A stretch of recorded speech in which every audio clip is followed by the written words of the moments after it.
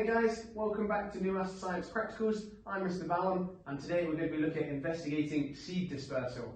So we've already done a lesson so far on looking at various different ways that flowers distribute their seeds away from the parent plant.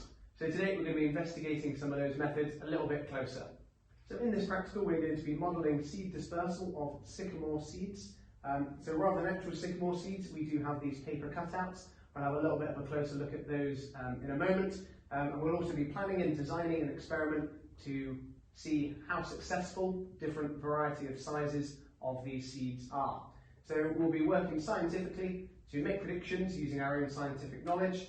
We're going to be inquiring to plan this investigation, testing a prediction, identifying independent, dependent and control variables, and then we're also going to analyse the experiment as a whole, so look at some of the advantages, some of the disadvantages of our experiments. Overall, at the end, we will then communicate our ideas about the experiment as a whole. So as we know, seeds are produced in flowers during reproduction. The seed will then give rise to a new plant. So most plants try and get those seeds far away from the parent plant. So what they do, various different methods. One that we're going to be investigating today, we're going to be looking at wind dispersal. So the way that these seeds are dispersed is via the wind. So with this we have a variety of different sized sycamore seeds. Obviously some are quite large and some that we have are a lot smaller down here. Okay, so with this experiment what we're going to be looking at, as I say, is the different sized sycamore seeds and how long that would take to fall from the plant to the ground. Obviously these aren't going to be falling from a plant because yet we don't have any plants that can grip these paper seeds and drop them to the floor for us. So I will be the stand-in plant for today. So what we're going to do, we're going to investigate the length of time that it takes for the sycamore seed to fall to the ground depending on its size. So the first thing we do when we start an experiment is we have to have a hypothesis. So have a think now, what do you think your hypothesis would be for this experiment? What do you expect to happen? Do you think that a larger sycamore seed here will take longer to fall to the ground than a smaller one, such as one down here? Or do you think that the smaller one will take a longer time than a larger one? So you can pause the video now, have a think, and make your own hypothesis. So my hypothesis for this would be that the larger the wing of the seed, the greater the distance it will travel, the longer time it will take to reach the ground. So I believe that the size of the wing will affect how far the wind will carry the seed. So for this experiment, what I'm going to need is a variety of different size seeds. So we've got those to start with. We've also got a ruler because we are going to need to measure the size of these different seeds, as we can't just put down on our results table big seed, smaller, like miniature seed. We can't do that, so we do want accurate measurements of those. So we do have a ruler and we're going to measure those in a moment. We also need a stopwatch. So I've got a stopwatch here. So with a stopwatch, obviously I can start it when I drop the seed, and then when it hits the ground, I can stop it and I can get an accurate reading of the time taken to hit the floor. So for my method here, I'm going to start by measuring all of the different sizes of the seeds. I shall measure those and I shall write those down in a results table, which I shall show you in a moment. From that I'll also design another column in the results table to show the dependent variable. So what is it we are measuring in this? In this case it's the time it takes for the seed to fall and hit the ground.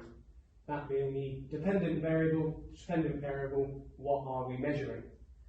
So also in this experiment we need to identify the independent variable. So what is the independent variable? Keep on stressing the letter I there. So I'm changing in this experiment, I am changing the size of the seed. So that would be the independent variable, and then we shall speak about control variables in just a moment. So here we have an example of a results table. So in one column here, we have the size of the seed. So that is the independent variable, that's what I'm changing, whether we're using a very large seed like this one, or a very small seed, such as this one. So the independent variable is going to be on this column, and then what we're measuring, the time taken for the seed to fall in seconds, that's what we're measuring, that's going to be the dependent variable. So the size of the seed, what we are going to actually measure here is the wingspan. So with the wingspan here, we're going to measure it from one end all the way to the other end. So if I was to measure your wingspan, what you'd do, you'd stand with your arms stretched out by your side, and you'd measure where the distance is from the tip of one finger to the tip of the finger on your other hand. So that'd be your wingspan. So we're going to do the same thing here. Unfortunately, obviously this is a curved shape, so it'd be quite difficult to measure with a straight ruler.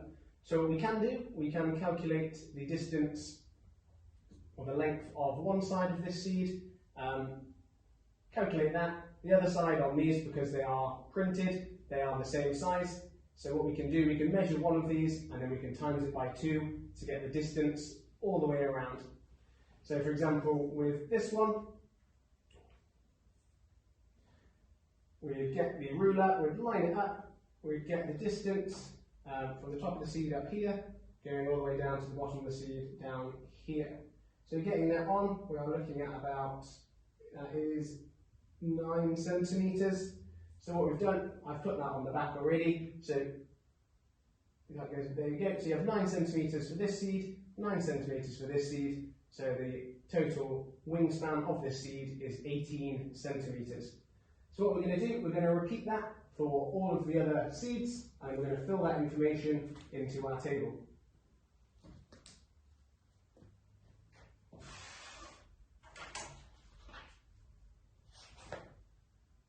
So with measuring the rest of these seeds, so I say that first one we looked at, the largest seed, that came in at 18 centimetre wingspan. So I'm going to put that one, because that was the biggest, I'm going to do mine a bit clearer for you. So 18 centimetres is going to go here. So I'm going to do mine in reverse order, so I have the smallest one at the top and the largest at the bottom. So that one was 18 centimetres for the wingspan. The one that was slightly smaller, I measured all of these. One side was 7 centimetres, the other side was 7 centimetres. So therefore, the total wingspan there is 14 centimetres. So the one above this one is going to be 14 centimetres. Next one along, we are looking at was 6 centimetres and 6 centimetres. So therefore we have 12 centimetres. This next one that we had was 4.5 centimetres each side. So adding those together, we get 9 centimetres. And the very small, tiny one here that we have at the end is 3 centimetres each side, so in total 6 centimetres. So there we go. Notice on each of my seeds, rather than just measuring them, I did write the information on the seed itself, rather than just in my table. Therefore, when I do now move these different seeds, I know which one is which, so what size is which, because some of them are quite similar. So with the information wrote clearly on the back of the seed, I can't get any of them mixed up. So before we start the experiment, one last thing we need to look at is control variables. So we've identified the independent variable. So independent I, what am I changing? I'm changing the size of the seed. Dependent variable, what are we measuring? I'm measuring the time it takes to fall to the ground. And then also I've got my results table ready to go. So hopefully you've got a copy of that ready to go as well and to fill in. So with those results, so now we need to look at the control variables. So what variables am I going to have to keep the same for all my different seeds to make sure that we do get some accurate results? One thing that the seeds, obviously these are seeds made out of paper. These seeds are all made out of the same type of paper. So one of these isn't, a heavy card kind of paper, a bit like cardboard, and the other is just standard normal paper that you write on. It's from the same sheet of paper, so it should have the same thickness and other qualities as well.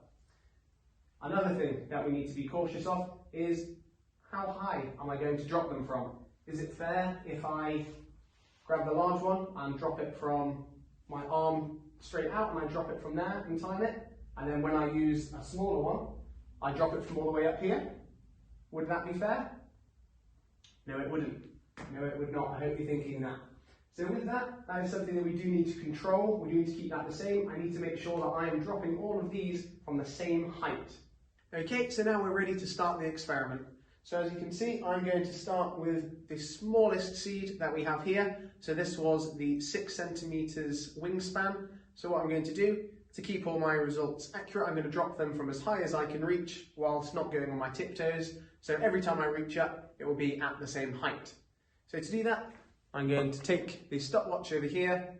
I'm going to start it as soon as I let go of the seed, and I'm going to stop it as soon as the seed hits the floor. So let's give that a go. So seed, up, arms straight up in the air, my feet not on tiptoes. 3, 2, 1. There we go. So judging by my calculations there on the stopwatch, let's pick up my 6 centimeter seed. So the value we had there was 2.14. So for the 6 centimeter seed, we had 2.14 seconds is how long it took to reach the ground. So now what we're going to do, we're going to repeat that with each of the other seeds. So the next one I'm going to choose, I'm going to go for the 9 centimeter wingspan. So once again, I'll be grabbing the stopwatch, so I'll reset it back to 0. So I'm ready to start again. So I have the stopwatch in one hand, my 9 centimeter seed in the other, arms straight up in the air, feet still firmly on the floor, not on tiptoes, reaching or anything. So 3, 2, 1, go. See with that one, it's actually landed on the ledge, so obviously that won't be an invalid result. So what we are going to do, we're going to do that one again and make sure that it lands on the floor. See, there's another control variable that we've just thought of there. We need to make sure that each value that we're taking is the value or the time taken from the seed to reach my hand to the ground, not just any surface around, otherwise that would have been an incredibly fast fall, just falling onto the desk over there. So we'll reset the clock and try again on the 9 centimeter seed. So 3, 2, 1. So with this one, we can see the value here. So for the 9 centimeter wingspan, we had 1.78.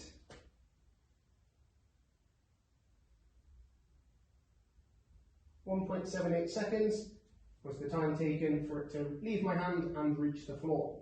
So next we're going to go on to the 12 centimeter. So here we go, the 12 centimeter wingspan seed. So we're going to reset the stop clock. Once again, arms straight up in the air, feet firmly planted on the floor. 3, 2, 1. Had to dodge out of the way of that one. Looking at the results for that one though, we ended up with 2.49 for that one. So we'll go and put that in our table of 2.49. So 2.49 seconds for it to leave my hand and reach the ground. So next one, we're going to repeat this again using the 14 centimeter wingspan. So once again, resetting the stopwatch. Get them in the right hand. So once again, arm straight up in the air, not on my tiptoes. Stopwatch is reset. 3, 2, 1. 2.38. Pick up a seed. So put that on there for you to double check there. So 2.38 seconds. So coming over to our table, 2.38 seconds was the time taken for the 14 centimeter wingspan seed to reach the ground. So now for the final one, the biggest one, we're going to do the 18 centimeter seed. So 18 centimeter seed, reset the stopwatch. Once again, arms straight up in the air. 3, 2, 1. Oh, look at that. That one we got 2 seconds on the dot. So 2 seconds, 0 milliseconds was the answer we got for the 18 centimetre. So 18 centimetre, we have got 2.00 seconds. So all of these answers that we've got here are all to 2 decimal places, to try and get them as accurate as we possibly can. Okay, so looking through our results here, some of these may have surprised you. So what you can do, you can check your hypothesis that you made at the start and check to see if these results support your hypothesis. So did you think that the larger the seed wingspan meant that it would take longer to fall? Or did you think that it would take the smaller seed wingspan, so for example 6 centimetres longer to fall? Depending on which your hypothesis was, you can check using these results to see how accurate you were with your hypothesis. So on here we can see that the 18 centimetre wingspan of the seed, so this large one that we have here, this big one, that one took 2 seconds to reach the ground. So going down the size, so getting smaller, the time taken to reach the ground increased. So it went for 14 centimetres, it was 2.38 seconds, so 38 milliseconds slower than what the 18 centimetre one was here. And then going to the 12 centimetre one, that one took the longest out of all of the different seeds that we had. That was 2.49 seconds. That was the slowest to reach the ground out of all of the seeds that we tested. Then again, looking at number 9, or the seed that is 9 centimetres wide, its wingspan, that fell to the ground in 1.78 seconds. So that one was by far the quickest at reaching the ground. And the last one, we had 6 centimetre wingspan, that took 2.14 seconds to reach the ground. So looking at these results, we can't necessarily say that the larger the wingspan, the longer it took to reach the ground. We also can't say that the larger the wingspan, the quicker it took to get around. Because if we look up here at 9 centimetres, at 1.78 seconds to reach the ground, that was really, really quick. So we can't say that the larger the wingspan, the quicker it falls to the ground. Likewise, we can't actually say either that the smaller the size of the seed means that it will fall to the ground any slower, because a value there in the middle of 12 centimetre wingspan took the longest amount of time. So with these results, it might be that the time taken increases up to a point. So for example, a 12 centimetre wingspan might be the optimum point for a seed, so it takes longer to fall to the ground. However, if the wingspan gets any bigger, so 14 centimetres or 18 centimetres, it doesn't stay in the air as long, so it falls to the ground quicker if the seed size is smaller. So this value that we have here for number 9, with 1.78, might be a bit of an anomaly because it does seem to not fit in with the other values. All the other values were 2 seconds and above, whereas number 9 was below 2 seconds. So this one might be a part of an anomaly, and also we can look at that in our evaluation where we look at our experiment and say what was good about it and what was bad about it. So overall, looking at the results that we got there, obviously some of them may not have fit into the hypothesis of what we thought or what should have happened. So obviously with these seeds, you would have seen on the video, it kind of massively depended on how long it took to reach the ground, on if it kind of caught the air quite well or caught a bit of the wind. So as it fell, as you saw, the one that fell the fastest didn't really catch any wind on its way down. It didn't wave side to side. It kind of went sideways, straight down, hit the floor really, really quickly. So that can happen. It depends how it catches the air, so the air resistance on the seeds as it goes down. So looking at this from a physics point of view, obviously looking at the larger seeds with a larger wingspan, there's a lot more area on the seeds. So when you should drop it, obviously it's going to come into contact with a lot more air particles, so that should slow it down, a lot more air resistance, so it should take longer to reach the ground as it kind of floats down. Likewise, with a smaller one, this is the smallest area, so with that area it comes into contact with less air particles as it falls, so therefore less air resistance, so it should fall to the ground quicker. However, obviously this occurs in nature, this occurs in the wild, where you do have sometimes very strong winds that's happening. So with that, obviously here in our experiment, we didn't really have any wind. It was simply, will it fall to the ground quicker or slower if it's larger or smaller? If we did have wind kind of flowing in from either side, that could have possibly made the length of time taken to reach the ground to be a lot longer, or also a bit shorter as well. So obviously if you imagine as the seed's falling, a big gust of wind comes in, it can essentially send it kind of floating to the side, may even lift it up a little bit more, and it will kind of increase that time that it takes to reach the ground. So that is one disadvantage of our experiment here, is that we don't have a wind source coming in. It was just how long does it take to reach the ground. So in this experiment, we looked at wind dispersal. Obviously, in the content lesson that we've completed, you'd have also looked at animal dispersal, explosive dispersal, and also water dispersal as well. So there are various different methods that different trees and plants use to disperse their seeds far and wide.